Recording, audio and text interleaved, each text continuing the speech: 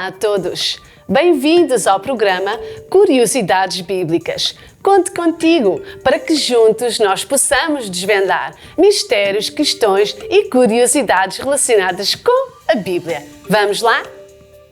Então, a curiosidade de hoje é: como se realizavam os contratos nos tempos antigos?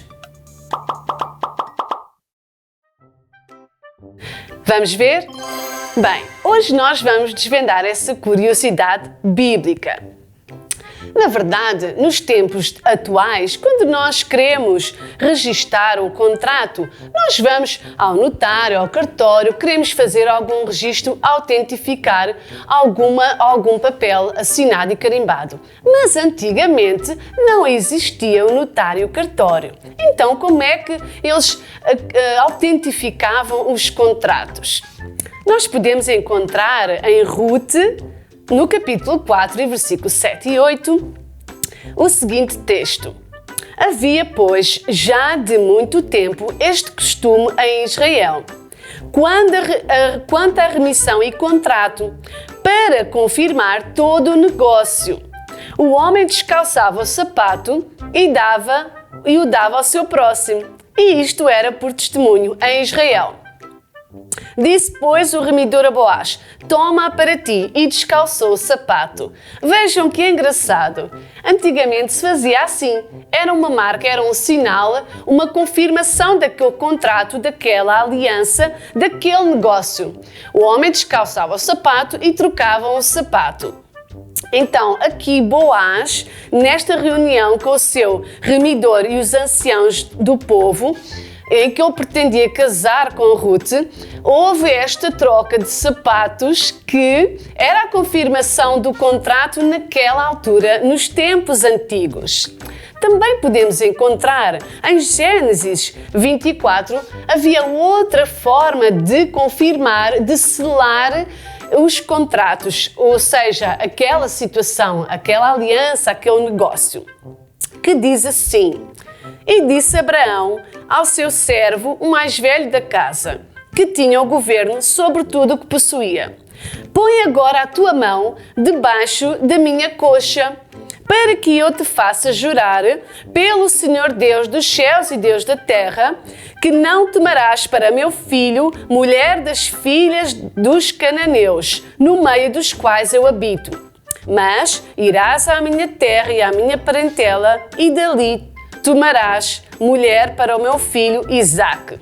Ou seja, aqui Abraão, ele estava a fazer um acordo com um dos seus servos, que ele fosse procurar uma esposa, uma mulher para o seu filho Isaque, e ela tinha que ser uma mulher com características e requisitos específicos. Então, eles fizeram aquele acordo e aquela aliança, e para confirmar, ou seja, assinar, carimbar, selar aquele contrato e aquele acordo, eles fizeram um juramento com a mão debaixo da coxa, que é engraçado. Também encontramos mais esta forma de como se realizavam os contratos e as alianças nos tempos antigos, os acordos. Muito interessante. Na verdade, hoje em dia ainda temos muita tendência também de fazer juramentos. Eu juro por Deus, eu juro por mais tudo o que é sagrado. Às vezes nós queremos fazer esse tipo de juramentos, mas veja o que diz em Hebreus 6,13. Porque quando Deus fez a promessa a Abraão, não tinha outro maior por quem jurar, jurou por si mesmo, dizendo: Certamente abençoando-te abençoarei, e multiplicando-te multiplicarei. Porque os homens certamente juram por alguém superior a eles, e o juramento é para confirmação. Então aqui nós podemos encontrar até Deus jurou por Ele mesmo, porque não tem maior do que Ele. Ou seja, como confirmação de que Ele iria cumprir aquele acordo, aquele contrato, aquelas promessas que Deus tinha feito, então Ele jurou por si mesmo que Ele iria cumprir todas essas coisas. É como se fosse uma assinatura, um carimbo ou um registro. Então, nós temos tendência às vezes a fazer esses tipos de juramento, não é? Mas quando fazemos algum voto, algum juramento, algum acordo, um contrato ou algo que nós prometemos, nós devemos cumprir. Como dizem em Eclesiastes 5, versículo 4 e 5. Quando a Deus fizeres algum voto, não tardes em cumpri-lo, porque não se agrada de tolos. O que votares, paga-o.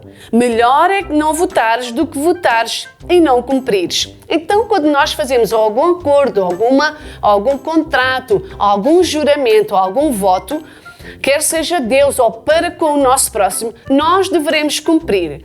Ou então é melhor não prometermos do que prometermos e depois não cumprirmos. Deus até diz que inclusive é quando nós assim procedemos, que somos tolos, que votamos, falamos e prometemos e depois não cumprimos. E até mais profundo ainda em Deuteronômio diz que quando nós não cumprimos esse voto, inclusive até estamos a pecar. Porque diz que quando fizeres algum voto ao Senhor teu Deus, não tardarás em cumpri-lo, porque o Senhor teu Deus certamente requerirá de ti e em ti haverá pecado. Bem, então hoje nós já encontramos algumas formas de realizar contratos, acordos, não é? Promessas, juramentos com o sapato, troca de sapatos ou inclusive é com a mão debaixo da coxa. Muito interessante. E nós, muitas vezes, temos tendência a fazer esses juramentos. Eu juro, eu prometo. E, inclusive, até quando vamos a tribunal, nós, é por hábito, não é? Colocarmos a mão em cima da Bíblia e jurarmos, dizermos a verdade e somente a verdade. Então, até no tribunal, nós juramos por Deus com a mão sobre a Bíblia para nós dizermos a verdade. Mas, de facto, é que muitas vezes nós não cumprimos e não somos verdadeiros nos nossos juramentos. Acabamos por não cumprir. Então, Jesus nos vem ensinar no Novo Testamento, na Nova Aliança, que não é bom nós fazermos esses tipos de juramento, visto que muitas vezes não os cumprimos e acaba por ser juramentos falsos e não verdadeiros. Então, em Mateus 5,33, nós encontramos o que Jesus disse assim: outrora ouvistes que foi dito aos antigos: não perjurarás, mas cumprirás os teus juramentos ao Senhor. Eu, porém, vos digo que de maneira nenhuma jureis, nem pelo céu, porque é o trono de Deus, nem pela terra, porque é o escabelo dos seus pés, nem por Jerusalém, porque é a cidade do grande rei. Nem jurarás pela tua cabeça, porque não podes tornar um cabelo branco ou preto. Seja, porém, o vosso falar sim, sim, não, não, porque o que passa disso é procedência maligna. Então Jesus vem nos ensinar que nós não devemos fazer juramentos. Porquê? Porque muitas das vezes nós não o cumprimos. Então, quando nós fazíamos juramentos, fazíamos sempre por alguém superior, alguém sagrado. Eu juro por Deus, eu juro por mais tudo que é sagrado, não é?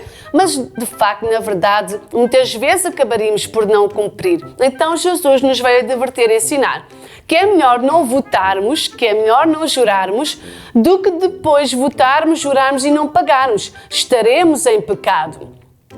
Então, em Romanos 1,31, Deus nos ensina que nós devemos ser fiéis nos contratos, fiéis nos votos, fiéis nos nossos acordos, nas nossas alianças, nas nossas promessas que nós fazemos, quer seja verbal ou quer seja escrito, porque a palavra tem muito poder. Nós devemos ser pessoas de palavra. Devemos cumprir e sermos fiéis nos contratos e nos acordos. E assim desvendamos mais uma curiosidade bíblica. Adeus e até à próxima!